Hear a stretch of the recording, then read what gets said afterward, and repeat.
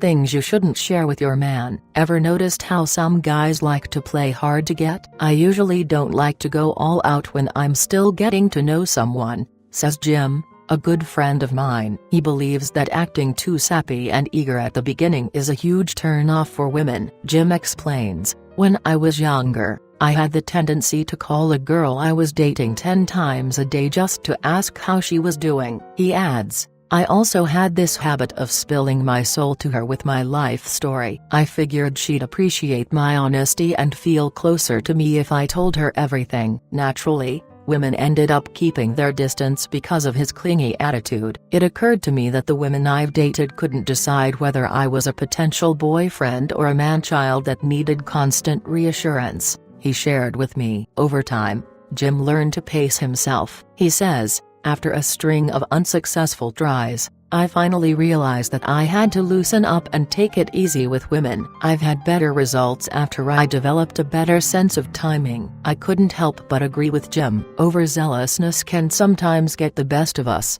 and women too are just as capable of getting carried away with our emotions. Over the decades, we girls have been conditioned to play hard to get when a man pursues us. In the strictest sense of the term, it's dangerous ground to tread on. There's a fine line between reserving your charms and affections for the deserving and purposely manipulating a man by playing mind games. I propose a different way of playing hard to get. It's withholding yourself in a way that places value on yourself and preserves your dignity at the same time. For example, you might consider cooking a 4-course meal for a man you've just dated twice. At that point, should you really spoil him that much? Or should you give him a bowl of chips, popcorn and a soda, and then whip him up a grand dinner after he's proven himself worthy? So you see, it's really not a matter of not treating him well. It's more of the proper timing for everything. A man is more likely to appreciate your sweetness if he's felt that he's earned it. He'll feel like a king if he feels that he had to go through the stages of courtship, that is worked hard, before reaching that point. As such, being attractive boils down to doing things at the right time.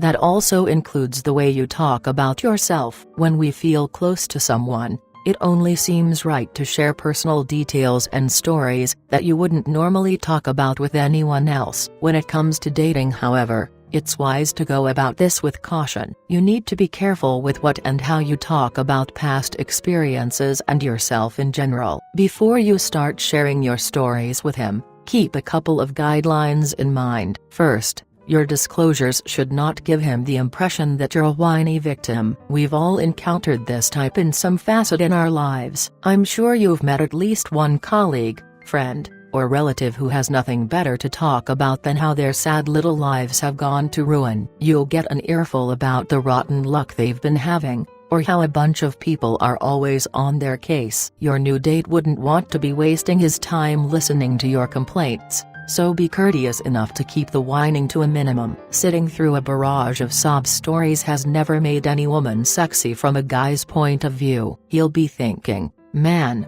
I don't think I'll be asking her out on another date if she keeps this up." Being a victim isn't hot. Guys want an equal partner who can be as strong and independent as they are. They'd rather be a boyfriend, and not a babysitter. Endlessly agonizing over the problems of your life, and in front of him no less, is not an endearing trait. Thus, your hang-ups do not make for good conversation. It's perfectly alright to tell him about the stuff you have to put up with as long as you're upbeat about it. For instance, if you're going to talk about the kind of hassles you have at work, you don't drag your date into a downward spiral of negativity. Your guy should associate good feelings with you. You don't want him remembering you through a depressing story that you told him. While you're being positive, lay off the self-depreciation too. Funny anecdotes are alright provided that they don't make you be some insecure woman who defines herself through her imperfections. A common mistake that some naive girls make is to open up about themselves in a way that tells a guy,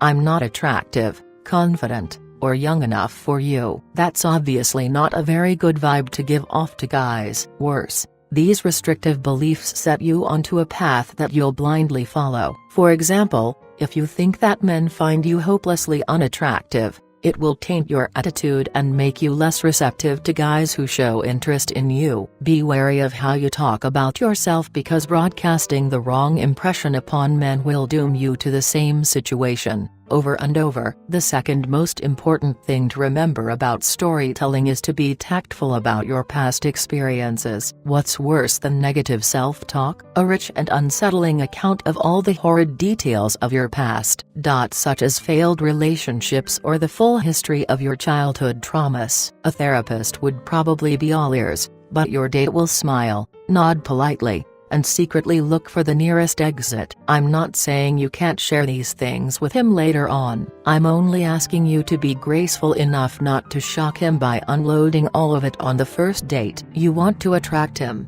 not have him running for dear life. Like what I said before, it's all a matter of timing. Give him enough time to know you little by little so that he can gradually see both the good and not so good sides of your personality. Rushing him into knowing every little thing about you will kill the mystery and make him extremely uncomfortable. Going back to Jim's example, don't make the same mistake of going all the way in the interest of fostering premature closeness. It takes time to develop a bond with a guy, and raunchy tales about your ex-boyfriends won't speed things up one bit. As the famous saying goes, familiarity breeds contempt. Or worse, the urge to get the heck away from you. While guys love mystery, they would be more than happy to settle for not being taken aback by your juicy confessions. Take it from me. Back in college, I had made a lapse in judgment during a date, just like Jim did. I had just broken up with my boyfriend at the time, and my friends set me up with an acquaintance whom they thought would be a perfect match for me. It would have been, if not for my overeagerness. Looking back, I was probably that way because I had just come out of a relationship, feeling a good vibe from this new guy. I was pretty sure the attraction was mutual. I felt comfortable enough to tell him about the nasty fights I had with my ex. Too bad he was nowhere near as enthusiastic to hear about my stories as I was in telling them. And so we ended the date, never becoming anything more than just friends. He never did bother to ask me out, nor did I have the nerve to insinuate that I wanted him to. Nevertheless, I learned an important truth that you should realize as well. Being truly irresistible means to treat yourself like a prize so that he follows suit. Demeaning yourself with inappropriate discussions about your insecurities or stories of a turbulent past won't get you more than a couple of dates from the same man. Vent to a specialist or your closest friend for support if you must. Just don't think that doing the same with a newfound man is going to bring you closer to him. Guys know that everyone has their own unique issues to deal with. However, they'd rather go out with someone who can handle their problems maturely, and doesn't have the burning desire to tell the whole world about it. That's all for now. I'd love for you to share your thoughts and experiences in the comments below. If you would like any further advice, click the link below. All the best in life and love. Thank you.